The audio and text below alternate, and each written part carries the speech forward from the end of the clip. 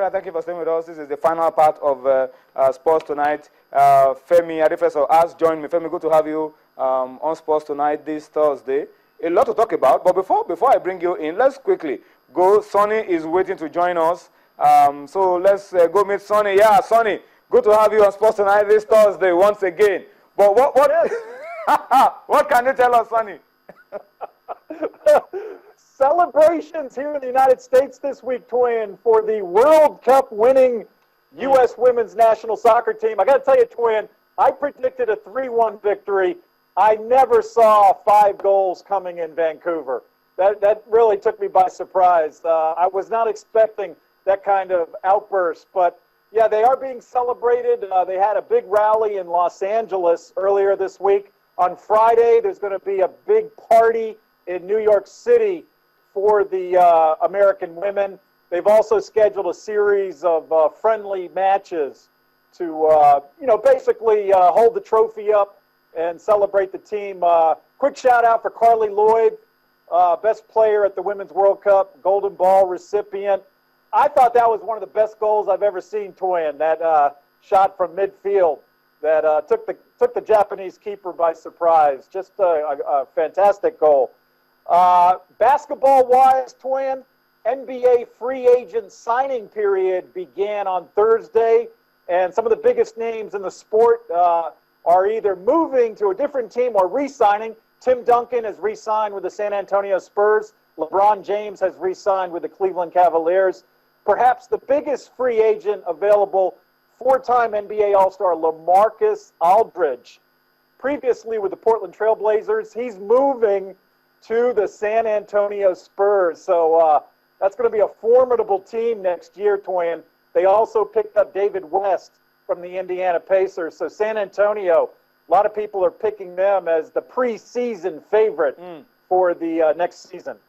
Well, Sonny, let me take you back to the women's game and ask if this is going to be the turnaround that the women's game has been waiting for in America. I know it doesn't compare with the men's game, but then the figures from this World Cup are shown that the women's game can compete favorably with the men's game for attention.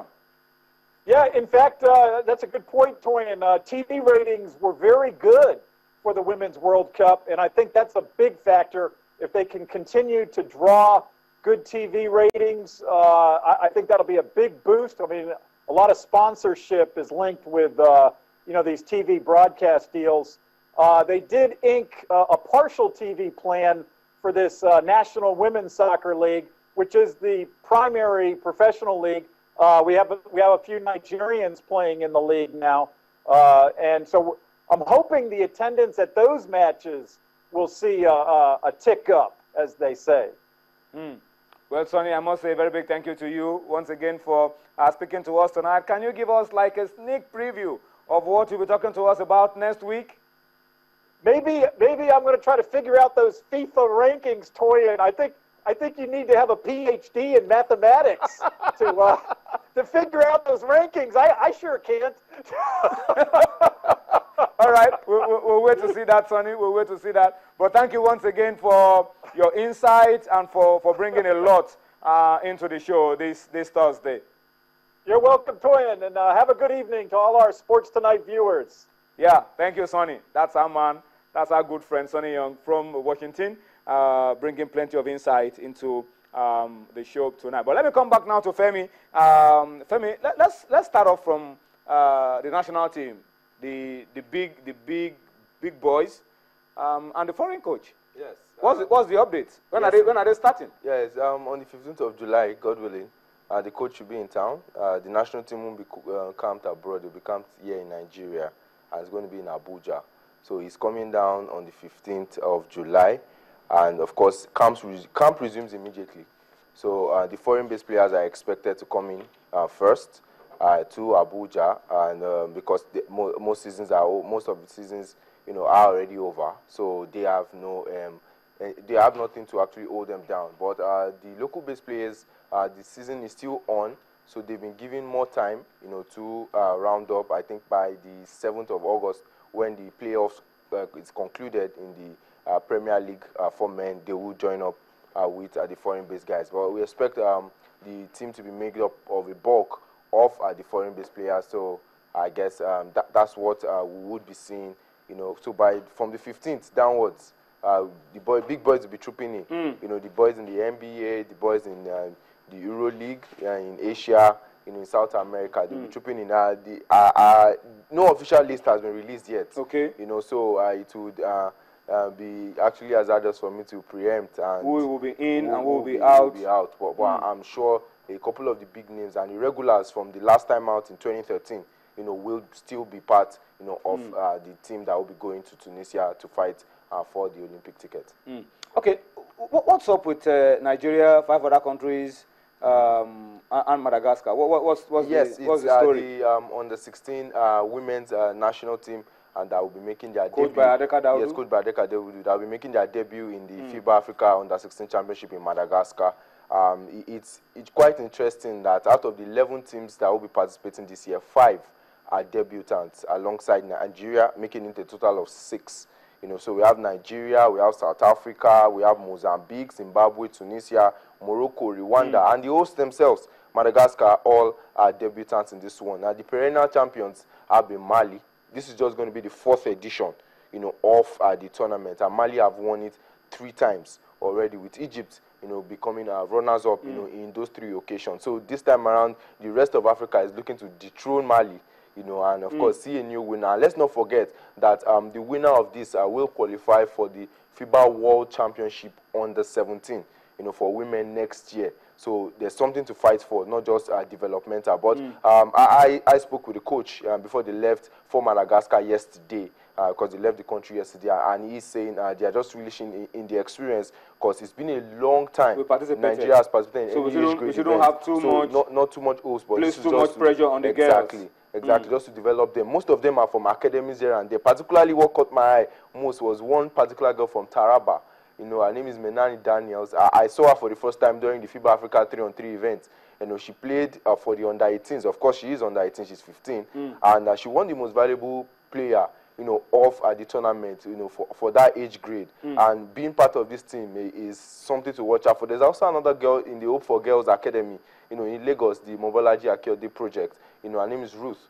She won a scholarship via one of those events, the Akufa Ivy League, that happens in Lagos, to a private school in Lagos, Avicenna, you know, from virtually no school to a big school like that. So you've seen young girls that have made, you know, giant strides, you know, in their career, and of course, going, you know, to represent the country, you know, is something that is remarkable. Before they left, they had the honor of the DG of the NSC, talking about Lassana Yakmut, also, you know, bid them farewell, you know, in their conquest to conquer Africa, and hopefully get some medal back home to Nigeria. At the end of the day. Okay, let's look at the league. The league is ending this weekend. The regular season is ending this weekend. So let's take a look at the fixtures from the Atlantic Conference. You have Customs against Oluyole Warriors. You have Police Baton against Kwara Falcons. You have the Down Warriors against Islanders. And you have Delta Force against Union Bank. These are the fixtures, week 14 fixtures from the Atlantic Conference. Something dicey in there. Should Police Baton fail to win against Kwara Falcons and Delta Force get that win, you know, they automatically, you can see the reason why will be relegated. Police Baton are 7 on the log, Delta Force are bottom of the log. So you can understand. And on head-to-head, Delta Force has a better head-to-head than over Police. Okay. So should they lose and Delta wins, then the Police down relegated. But the top 6 teams are already through to the playoffs. That's Islanders, the Down Warriors, Union Bank, Kwara Falcons, Customs, and Oluyole Warriors. Yes, right? So that's what you see. The Savannah Conference, the fixtures: Kada Stars against Plateau Pigs, Bauchi Nets against Immigration, Mark Mentors against Kano Pillars, FCT Rocks against Gombe Bulls. This is what it looks like. Final game of the regular season, week 14 of the Savannah Conference. But the one that catch the eye definitely is the Mark Mentors against Kano Pillars in Abuja. That game is first against second in the Savannah Conference. And of course, bragging rights all to fight for, most especially as Kano Pillars actually beat Mark Mentors in style, you know, in the first timeout when they met. They also, for relegation scraps too, similar to that of the Atlantic Conference, is Immigration and FCT Rocks. FCT Rocks, to be a mountain to climb for them, you know, when they play Gombe Bulls, who are third, on the log there. And Immigration, who are above them in 7th place, all they need is just 1 win and they'll be through. You can see that on the log there. Yeah. Immigration 2 wins. You can see and first 11 against losses. second. Pillars no loss Yet this season. Yeah. And that will be a good one. A tough call for them. So the top 6 teams too also through to the Savannah Conference playoffs. But the Savannah Conference playoffs will be taking place from the 19th to 25th of July at the Kofa Amata Stadium in Kano. While for the Atlantic Conference, it will be here in Lagos and to start on the 13th of July, to 18th, of July. All right, so that's what it looks like. July, yeah. That's what it looks like. The log for the Savannah Conference. Let's quickly talk about the women as we wrap up the show tonight and bring you fixtures of the Zenith Women's League, the fixtures for day one.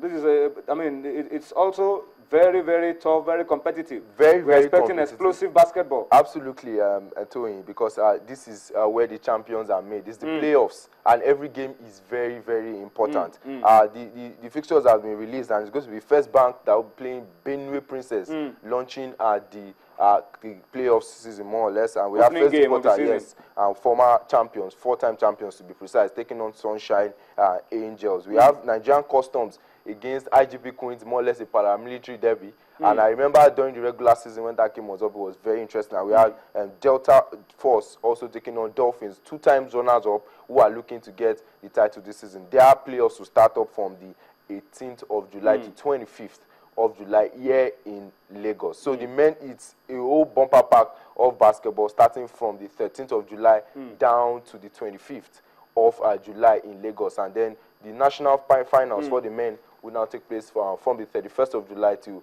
7th of August. So absolute basketball, in the mix throughout the period. All right, that's where we also have to wrap it all up on Sports Tonight this Thursday. And once again, say a very big thank you to you for watching. And I also promise you that one more edition tomorrow will make it bigger and better than what you've seen today. Thank you for watching. Bye-bye now.